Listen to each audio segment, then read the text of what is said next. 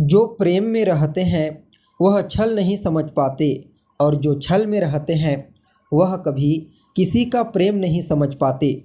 नमस्कार दोस्तों, मैं ज्योतिष आचार्य वासुदेव मिश्रा आपका अपने चैनल सत्य की खोज में हार्दिक अभिनंदन करता हूं।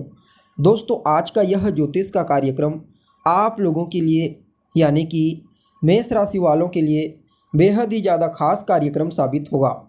आज हम चर्चा करेंगे आपके साप्ताहिक राशिफल के बारे में, आपके वीकली प्रेडिक्शन के बारे में। जी हाँ, हर बार की तरह इस बार भी मैं आपको बताऊंगा कि कैसा रहेगा आपके लिए 8 अप्रैल से लेकर 14 अप्रैल के बीच के मध्य का संपूर्ण साप्ताहिक राशिफल का हाल, जिसमें नवग्रहों की स्थिति और चंद्रमा के बल के आधार पर आपको कौन कौन से परिणाम इस सप्ताह प्राप्त होंगे, हर एक जानकारी विस्तार पूर्वक आपको बताएंगे। इसलिए आज के इस ज्योतिष के कार्यक्रम को बिना मिस किए अंत तक देखने का प्रयास कीजिए। और अगर आप अपनी जन्म कुंडली पर हमसे परामर्श लेना चाहते हैं, अपनी जन्म कुंडली का विस्तार पूर्वक अध्ययन करवाना चाहते हैं, तो ऐसे में वीडियो के अंदर और डिस्क्रिप्शन बॉक्स में आपको हमारा कॉन्टैक्ट नंबर मिल जाएगा, जहां से आप या तो व्हाट्सएप के माध्यम से या फिर डायरेक्ट फ़ोन कॉल के थ्रू अपॉइंटमेंट लेकर अपनी जन्म कुंडली का विस्तार पूर्वक अध्ययन करवा सकते हैं। जी हाँ, तो दोस्तों, जैसा कि आप सभी जानते हैं, यह जो साप्ताहिक राशिफल होता है यह मूल रूप से चंद्रमा के गोचर पर आधारित होता है। ऐसा क्यों? क्योंकि ज्योतिष शास्त्र के आधार पर चंद्रमा मन का कारक ग्रह कहा गया है। जिस प्रकार चंद्रमा हर 2.25 दिन में राशि परिवर्तन करता है, ठीक उसी प्रकार हमारा मन भी पल पल में परिवर्तित होता रहता है और हमारे दैनिक जीवन में जो कुछ भी घटनाएं घटित होती है वह सब के सब चंद्रमा के कारण ही होता है। इसलिए साप्ताहिक राशिफल के दरमियान चंद्रमा की गोचरीय स्थिति का ज्ञान होना बेहद आवश्यक है। तो ऐसे में अगर इस सप्ताह के लिए चंद्रमा की गोचरीय स्थिति के बारे में बात की जाए तो चंद्रमा सप्ताह के पहले दिन यानी कि 8 अप्रैल को अपने मित्र के घर यानी कि मीन राशि में संचरण करेंगे और यहाँ पर राहु पहले से संचरण कर रहे हैं। फलतः कुछ मामलों में आपको सावधानी बरतने की आवश्यकता है। तो वहीं 9 और 10 अप्रैल को चंद्रमा मेष राशि में देवगुरु बृहस्पति के साथ युति बना करके गोचर करेंगे। यहाँ पर गुरु और चंद्रमा के योग से गज केसरी नामक राजयोग बनेगा, जो कि आपके लिए अत्यंत ही श्रेष्ठ है। तो वहीं 11 और 12 अप्रैल को चंद्रमा अपनी उच्च राशि वृषभ राशि में संचरण करेंगे, जहाँ पर मंगल की दृष्टि से दृष्ट होकर राजयोग का निर्माण करेंगे। तो वहीं सप्ताह के अंतिम पड़ाव में यानी कि 13 और 14 अप्रैल को चंद्रमा मिथुन राशि में संचरण करेंगे। इस प्रकार से पूरे सप्ताह के लिए चंद्रमा की गोचरीय स्थिति रहने वाली है। अब देखा जाए तो आप सभी मेष राशि वालों के लिए सप्ताह के शुरुआत में यानी कि 8 अप्रैल को चंद्रमा मीन राशि में गोचर करेंगे आपके 12वें स्थान में। परिणाम स्वरूप कुछ पुराने लोन, पुराने कर्ज से आपको मुक्ति मिलेगी।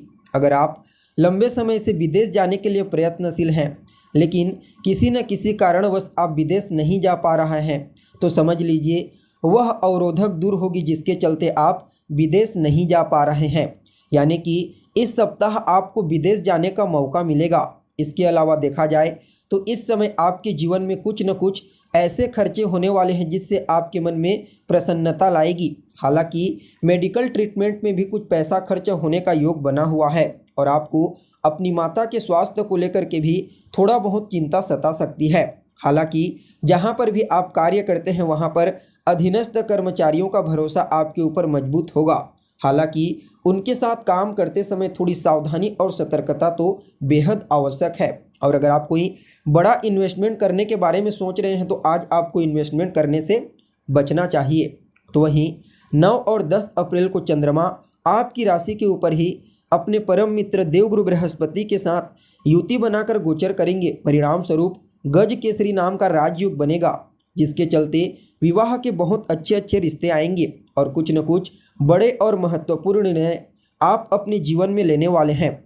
अगर आप कोई संपत्ति खरीदना चाहते हैं या फिर बेचना चाहते हैं तो उसके लिए समय अनुकूल है। नौकरी व्यापार के लिए भी समय को काफ़ी अच्छा कहा जा सकता है। परिवर्तन का योग बना है। अगर आप परिवर्तन करना चाहते हैं तो अवश्य कीजिए। तो वहीं आपके लाइफ पार्टनर के स्वास्थ्य में अगर कहीं कोई गिरावट थी तो उसमें सुधार होगा। और कहीं ना कहीं आप जिस किसी से विवाह करना चाहते हैं उससे आपका रिश्ता फाइनल होगा, जिससे आपका मन प्रसन्न रहेगा।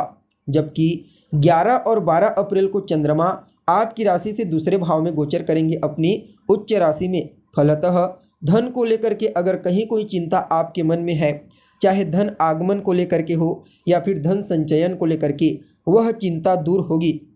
इस समय आपको अपने पारिवारिक जीवन में भी कुछ न कुछ फाइनेंशियली सपोर्ट की प्राप्ति होने वाली है। परिवार के लोगों का सहयोग मिलेगा और जहां पर भी आप कार्य करते हैं वहां पर अधीनस्थ कर्मचारियों का सहयोग तो आपको प्राप्त होने ही वाला है। और इस समय लॉटरी, सट्टा, शेयर, इन क्षेत्रों से भी बड़ा लाभ मिलने का योग बना है। ससुराल पक्ष से भी आपको विशेष लाभ की प्राप्ति होगी। अगर संपत्ति बंटवारा को लेकर किसी भी प्रकार का कोई विवाद चल रहा है तो उससे आपको राहत मिलेगी। इसके साथ ही देखा जाए तो जीवन साथी के साथ किसी बात को लेकर के पुराने समय में कोई अनबन हो गई थी तो पुनः अपने रिश्तों में मधुरता लाने का मौका आपको मिलेगा। और अगर आप प्रयास करते हैं तो पुनः आपका दाम्पत्य जीवन मधुर हो जाएगा। तो वहीं सप्ताह के अंतिम पड़ाव में यानी कि 13 और 14 अप्रैल को चंद्रमा आपकी राशि से तीसरे स्थान में संचरण करेंगे।